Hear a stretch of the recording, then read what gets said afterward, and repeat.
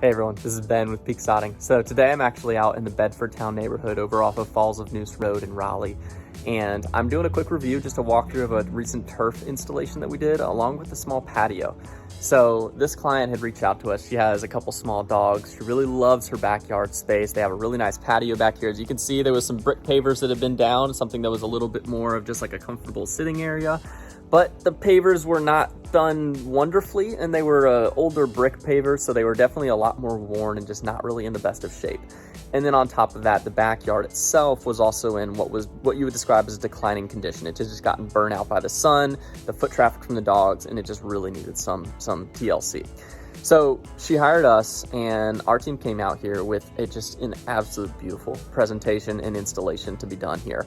So first step was being able to tear out the old patio. So we removed the patio, and I'll show y'all here, but you can see we installed this really nice Techo-Block Eva paver. It's a little bit wet right now, so there's a little bit of discoloration, but the pattern just came out so nice, and the coloring just looks really, really great for this nice space.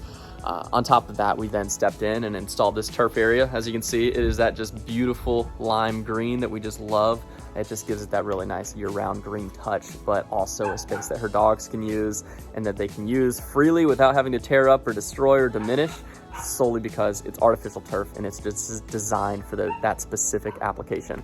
So this one just came out beautifully. I'm so excited about it just because it's one of those ones, again, it's not necessarily like you can see, it's not a huge application, but it's one of those ones that's just gonna bring a ton of value to her and her pets, and just a space that she can just love year round, but also a great ability to just not have to worry about maintenance or constantly fixing up or repairing things.